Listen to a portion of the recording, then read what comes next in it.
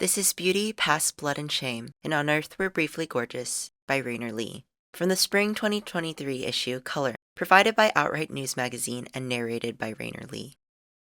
Content warnings for child abuse, homophobia, and racism. On Earth We're Briefly Gorgeous by Ocean Vuong unearths the life and history of a young gay Vietnamese American man, Little Dog. Though the novel moves between his grandmother's and mother's lives in Vietnam to his life in the US, it isn't only an immigrant story, or a gay story. Rather, it encompasses his queerness, race, class, family, and humanity. Throughout the novel, Little Dog struggles to feel human. Not only does American society other him for being Asian, but he faces homophobia both in and outside of his ethnic community. For instance, as a child he wears his mother's dress to resemble her, but this innocent imitation exposes his queerness. His peers call him homophobic slurs until he realizes they mean monster. He learns that wanting to look like his Asian mother is queer, and to be queer is monstrous. Subsequently, fear and shame drive many of his actions. Encouraged by his mother to be quiet and unassuming, Little Dog shields himself behind this invisibility, yet he longs for love, unachievable unless he allows himself to be seen. Trevor, the white boy he falls in love with, disarms him, and when he is seen, Little Dog finally feels real. Queer love both grants and denies Little Dog the safe haven he searches for. He finds companionship and pleasure in Trevor, but both of them are haunted by their pasts. Their love alone can't save Little Dog. Violence pox both their lives, but as Trevor's father beats him, Little Dog's mother beats Little Dog until his conceptualization of love necessitates violence. When everything in his life, including his own family, is a threat, he shies away from genuine intimacy to prevent himself from being unexpectedly hurt again. Instead, he chases the familiarity of controlled physical violence at Trevor's hands and finds a twisted freedom in choosing how and when he is hurt. In contrast, nearly every time one boy attempts to show the other boy kindness, the other boy pushes him away. Beyond the deep-seated effects of their trauma, Trevor and Little Dog's shame plagues their relationship.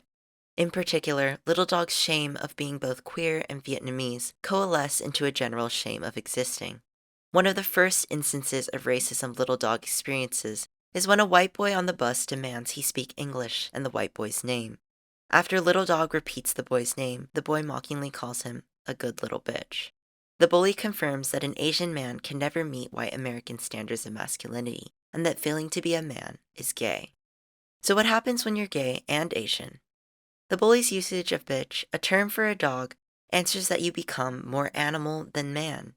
You fail to be human twice. Little Dog internalizes these harmful ideas about himself and seeks to escape them via Trevor. However, Trevor accepts his father's toxic masculinity, which develops into internalized homophobia. Trevor's shame of being gay leads him to hurt Little Dog. Trevor tells Little Dog he cannot bottom because he's not a bitch, and that it is a role exclusively for Little Dog. Overcome with shame and disappointment he cannot verbalize, Little Dog mourns the crumbling sanctuary of their queer love. He believes that despite their relationship's secrecy, they had created a sacred space, free of the world's rules. Instead, Trevor's implication that Little Dog is meant to be the bitch because of his yellow body shatters the illusion of pure, harmless love. The rules, Little Dog says, they were already inside us. While Trevor never explicitly cites Little Dog being Asian as the reason he should bottom, he echoes the boy on the bus's racist emasculation of Asian men, and then frames being feminine and gay as unwanted. Thus, Trevor reinforces society's marginalization of Asian and gay individuals. As a gay man himself, Trevor only mires them further in shame. The desire to be saved by love is nearly universal. I think of the Thomas Jüngling quote, "This homosexual dream of a perfect metaphysical union is not so much a reflected heterosexual ideal as it is compensation for having wept in the darkness." But eventually, Little Dog grasps that he and Trevor cannot be each other's refuge. Neither boy has been given the guidance or space to unlearn hate. Without healing, they cannot engage in the communication and vulnerability healthy love requires. Little Dog learns that growth must come from within. His story displays that while the people in our lives can aid our healing, we must firstly want it for ourselves. Seeking healing, Little Dog recounts his life in a letter to his mother, the letter being the novel itself. As he guides her through his beginnings to his first love, to his career as a writer, He expels his pain and shame by allowing it to take shape outside of him. He comes to understand its origins and effects by speaking its name. Without turning away from the negative impact his mother's abuse had on him, Little Dog makes peace with her actions. He describes her beatings as preparation for war. Reacting as a woman raised in a war-torn nation, she sought to ready him for life's cruelties. Recognizing their inescapable link of blood, especially as immigrants in a foreign country, he calls himself and his mother monsters, but recounts the word's root meaning as divine messengers of a catastrophe.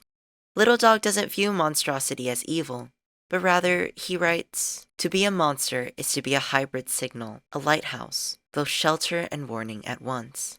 He reclaims his position as the other and reframes it into something beautiful. By the novel's conclusion, he tells his mother that they come from beauty, not violence, and that living is enough. Thus, no lover absolves Little Dog of his fear and shame. Queer love and its accompanying human touch do empower him to feel real and beautiful during the years he needed it most. Yet writing to his mother, not loving Trevor, is what grants him catharsis and the ability to acknowledge his past in order to live beyond it. Queerness becomes only one aspect of his varied, nuanced life, and the novel does not end conclusively. Vong does not provide easy answers to the looming questions of race and gayness, but he confronts its intersection with an unflinching sincerity. When I'd burnt out from reading last year, On Earth We're Briefly Gorgeous reignited my love for books. The lyricism of Wong's prose is not only hauntingly transcendent, but the truth behind it unveils the duality of beauty and blood, love and loss. It doesn't shy away from the shame that can eat away at queer people's cores, or the racial divisions between people of color and white people, regardless of their shared love. It reveals what it's like to not feel real, and how wanting to save someone is sometimes not enough. Vong's novel will move you and change you. For those of us who are queer and Asian, it will force you to face difficult parts of yourself. But as Little Dog says, we look into mirrors to make sure, despite the facts, that we are still here. Regardless of who you are, I encourage you to read this novel and embark on its heart-wrenching journey. All this time, I told myself we were born from war. But I was wrong, Ma. We were born from beauty. Let no one mistake us for the fruit of violence, but that violence, having passed through the fruit, failed to spoil it. Ocean Vuong, On Earth We're Briefly Gorgeous.